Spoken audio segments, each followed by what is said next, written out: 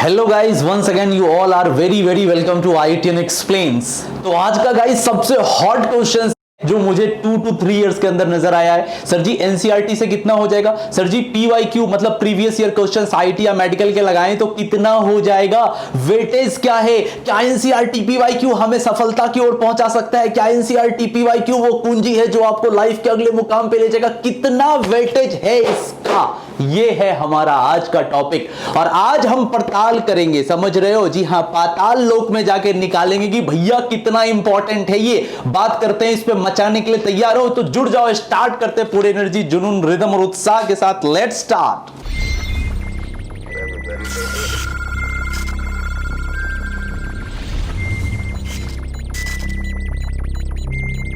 Okay guys, start करते हैं। सबसे पहले हम अपनी बात रखेंगे एनसीईआरटी के साथ। तो गाइस पहले पूरी वीडियो देखना, फिर आप चेक करना कि आप क्या गलती कर रहे हो और क्या अभी तक आपने सही किया है। समझिएगा, एनसीईआरटी के बारे में हम पूरी बात करेंगे और आई थिंक IITN एक्सप्लेन्स पहली बार एनसीईआरटी पर कोई वीडियो बना रहा है, मोर देन 200 वीडियोस में से। सो ध्यान से सुनना गाइस। सबसे पहले आपको बताऊं, ये एनसीईआरटी मैंने क्लास 11th का लिया, इसके 3-4 पार्ट्स हैं। मैं सबसे पहले आपको ये एक्सप्लेन करूंगा कि ये बुक लिखी क्यों गई थी। गाइस ये बुक लिखी गई थी बेसिकली इंडिया के अंदर, चाहे गांव में, कस्बे में, छोटे से छोटे एरियाज में जो भी बच्चे रहते हैं उनको क्वालिटी एजुकेशन दिया जा सके। यहां क्वालिटी एक थ्रेशोल्ड वैल्यू को रिप्रेजेंट करता है। मतलब आप ऐसे समझ जाइए कि आपको जितनी भूख लगी है, हमने बस आपको उतना खाना दे दिया। मेरी बात समझ रहे हो? आपको जितनी भूख थी, आपको बस उतना खाना दे दिया, बस जस्ट थ्रेशोल्ड को टच करने की कोशिश की गई है। अब गाइस अगर मैं आज के सिनेरियो में बात करूं, आज के डेट में एनसीईआरटी की बात करूं, तो ये मेनली एक बोर्ड्स की बुक बन के रह गई है। मतलब क्या है गाइस, देखो पहले क्या हुआ करता था, अगर हम 90s की बात करें या 2000 की बात करें, आज से 15 साल पहले, 20 साल पहले, हम ये देखा करते थे कि कंपटीशन इतना ज्यादा नहीं था। लेकिन जैसे जैसे कंपटीशन बढ़ता जा रहा है, जैसे जैसे नए नए कोचिंग आ गए, बहुत सारे इंस्टीट्यूट्स आ गए, ऑनलाइन ऑफलाइन, इन सब ने मिलकर एक ऐसा माहौल क्रिएट कर दिया है कि जो लेवल है वो काफी ज्यादा एक्सट्रीम जा चुका है। अभी अभी आपने देखा बच्चे 360 में 360 भी लेके आ रहे हैं। मेंस का कट ऑफ भी काफी ऊपर जा रहा है। 100 परसेंटाइल वाले भी इतने बच्चे हैं, बहुत बढ़िया स्कोर कर रहे हैं, चाहे वो नीट हो, चाहे वो मेडिकल हो या कोई भी एग्जाम हो। तो गाइस लेवल बढ़ाने की जरूरत हो रही है। तो जो बोर्ड के लिए बेसिकली बुक लिखी गई थी, अब राइट नाउ ये बुक एक फंडामेंटल बुक है। सबसे पहले आप ये समझिए, ये एक बेसिक बुक है, ये कोर बुक है, ये एक फंडामेंटल बुक है। मतलब गाइस ये आपको बस उतनी सी जानकारी देगी जो आपको बेसिक्स के लिए जरूरी होती है।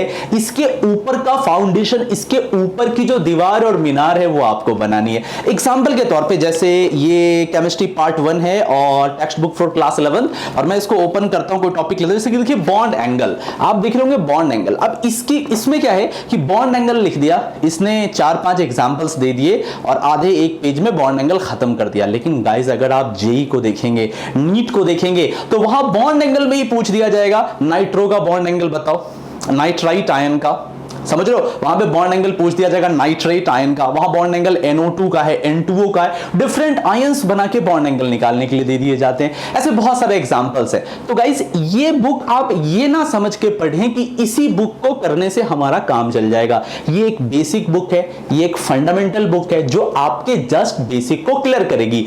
लेकिन अगर आप कॉम्पिटिटिव एग्जामिनेशन की तैयारी कर रहे हैं तो आपको इस बुक से 100 नहीं 1000 टाइम बेटर नॉलेज चाहिए होगी।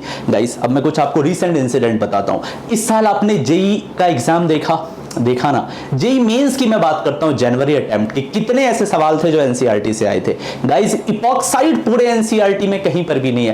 एक्चुअली इपॉक्साइड एक चैप्टर ही नहीं है। अगर आप पढ़ेंगे तो इपॉक्साइड नाम का कोई चैप्टर ही नहीं है आपके एनसीईआरटी में। लेकिन आप जेई मेंस 2020 की बात कीजिए, इपॉक्साइड का सवाल आया था अगर आपको याद हो। और मैं बताऊं क्वासी एरोमेटिसिटी कहीं पर भी एनसीईआरटी में नहीं है, लेकिन क्वासी एरोमेटिसिटी का भी इस साल सवाल आया है। ऐसे में बहुत एग्जांपल दे सकता हूं, बहुत सारे एग्जांपल। मैं ब्रेड्स रूल की बात कर सकता हूं, एनसीईआरटी में नहीं है, नीट में आया है। मैं बात कर सकता हूं जॉन टेलर डिस्टॉर्शंस की, वो नीट में आया है। मैं बात कर सकता हूं अमाइन इन्वर्जन की, वो नीट में आया। क्या वो एनसीईआरटी में है?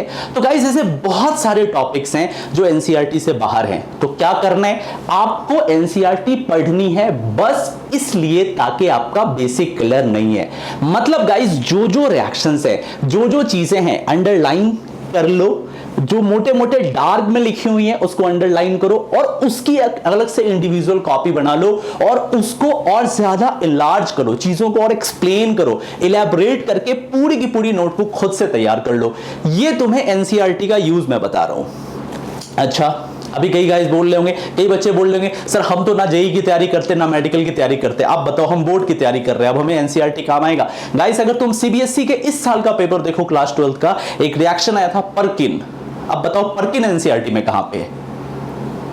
तो गाइस इस साल के पेपर में सीबीएसई में बहुत तरह के सवाल वो भी एनसीईआरटी से बाहर थे। हर बार कुछ ना कुछ फिजिक्स में, मैथ में, केमिस्ट्री में सवाल होते हैं जो एनसीईआरटी से हट के होते हैं। मैं फिर से रिपीट करूं, एनसीईआरटी एक अच्छी बुक है फॉर बेसिक्स ओनली। ये जस्ट लाइक आपको उतना ही खिलाएगी जिससे आपका पेट भर जाए, लेकिन अगर आपको बॉडी बनानी है, समझ रहे हो, 6 पैक बनाना है, मेरे तो पेट निकल गए, मोटा हो गया लॉकडाउन इफेक्ट, लेकिन अगर आपको अच्छी खासी बॉडी बनानी है ना तो इससे काम नहीं चलेगा, आपको इससे 1000 गुना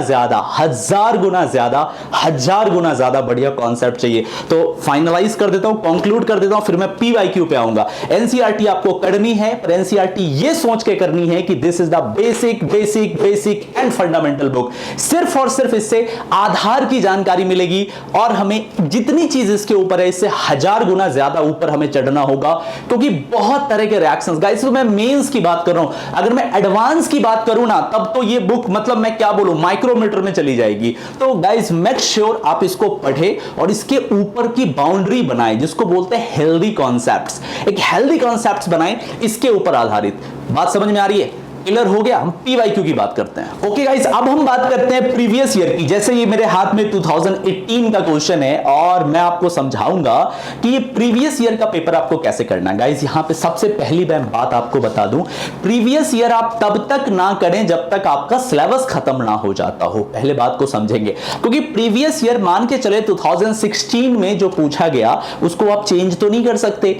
जब आप पूरा सिलेबस लगा लेते हैं या मान के चले 3, 4, 5, 6 चैप्टर लगा लिया, और अगर आपको चैप्टर वाइज पीवाईक्यू है तो ठीक है, अदरवाइज मैं रिक्वेस्ट करूंगा आपसे पीवाईक्यू तब करें जब आपका सिलेबस खत्म हो गया हो। उससे आपको आइडिया लगेगा कि 3 घंटे के पेपर को हमने 3 घंटे के अंदर कैसे अटेम्प्ट किया, कितना एक्यूरेटली अटेम्प्ट किया और टाइम मेरा कैसा था। ये चीजें आपको पीवाईक्यू से पता चलेंगी, पहली बात। दूसरी बात गाइस क्या होता है, पीवाईक्यू अगर आप देखो तो ये मत सोचो कि आपसे कितने बन रहे हैं, आप ट्रेंड को समझने की कोशिश करो, पैटर्न को कैच करो। क्या मतलब कहने का, जैसे तुम देखो अगर तुम जेईई एडवांस का पेपर 13 का देखोगे और 14 का देखोगे, देखो टोटली अलग है।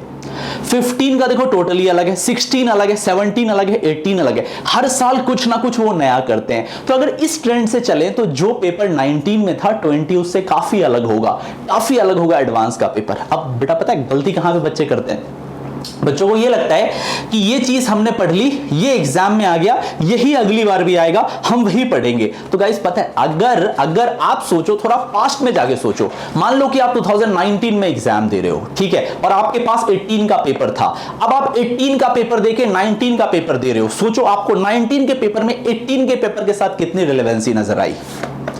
मिल गया आंसर। हर साल कुछ ना कुछ नया होगा और उसी नएपन को आप जितने अच्छे तरीके से अडेप्ट कर पाएंगे, जितने अच्छे तरीके से झेल पाएंगे, वही चीज आपको टॉपर बनाएगी। तो जो 19 में था, ये मत सोचो कि 19 में ये था 20 में ये होगा, नहीं। आप ये सोचो कि 18 से जो नई चीज 19 में की गई, 19 से कुछ नई चीज 20 में की जाएगी और उस नए चीज के लिए मैं कितना कैपेबल हूं, उस नए चीज को मैं कितना झेल सकता हूं। ये जो झेलने वाली चीज है ना, खुद को तैयार करने वाली चीज, यही को हम बोलते हैं प्रिपरेशन। जेईई के लिए प्रिपरेशन, नीट के लिए प्रिपरेशन। तो गाइस आपको तैयारी ऐसी करनी है कि आप हर एक पॉसिबल चीज को सोचे।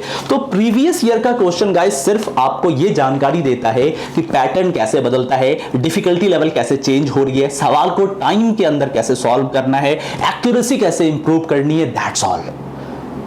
तो गाइस आप पीवाईक्यू लगाएं, सारे टॉपिक खत्म हो जाए, आप पीवाईक्यू लगाएं, टाइम बॉन्डेड पीवाईक्यू लगाएं।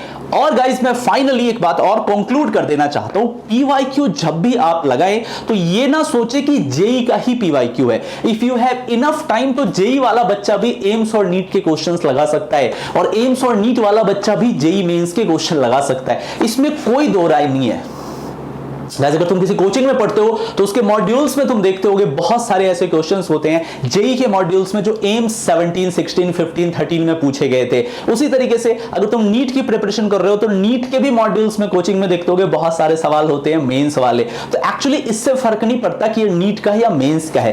पीवाईक्यू अगर आपके पास टाइम है तो अगर आप जेई के हैं तो जेई के पहले पीवाईक्यू लगाएं, टाइम बचता है नीट एम्स वाले भी आप लगा सकते हैं। ऑनलाइन पीडीएफ पे हर जगह अवेलेबल है, आप गूगल करेंगे तो भी पीडीएफ मिल जाएगा। तो पीवाईक्यू आपको टाइम बॉन्डेड एक चेक है कि आपको कितना बढ़िया से आता है। ओके गाइस, तो अब मैं कंक्लूड कर देता हूं। कंक्लूजन क्या निकला? कंक्लूजन ये निकला गाइस, आपको ये बुक जरूर पढ़नी है बेसिक्स के लिए, और इस बेसिक्स के ऊपर के 1000 टाइम एप्लीकेशंस आपको तैयार करने हैं। और ये पीवाईक्यू आपको तब लगानी है जब आपका सिलेबस खत्म हो जाता है, और टाइम बॉन्डेड लगानी है एक्यूरेसी के साथ, प्रिसाइज वे में।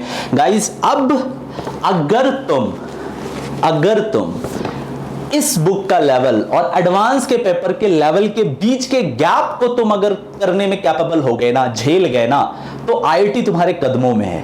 अगर तुम इस गैप को अगर तुमने समझ लिया, ये जो गैप है ना, ये जो गैप, इस गैप को मिनिमाइज करना है, समझना मेरी बात को, इस गैप को मिनिमाइज करना है तुम्हें, और इसी के लिए करनी है तुम्हें बहुत हार्ड वर्क, डेडिकेशन, जुनून के साथ मचाना है आपको, क्योंकि एक बार जो टाइम चला गया दोबारा नहीं आएगा। तो आर यू रेडी गाइस? सारे के सारे बच्चे रेडी हैं मचाने के लिए? फोड़ देना तुम। यस गुरुजी तुम्हारे साथ है। मिलते हैं अगले लेक्चर में, तब तक take care, bye bye and have a nice day.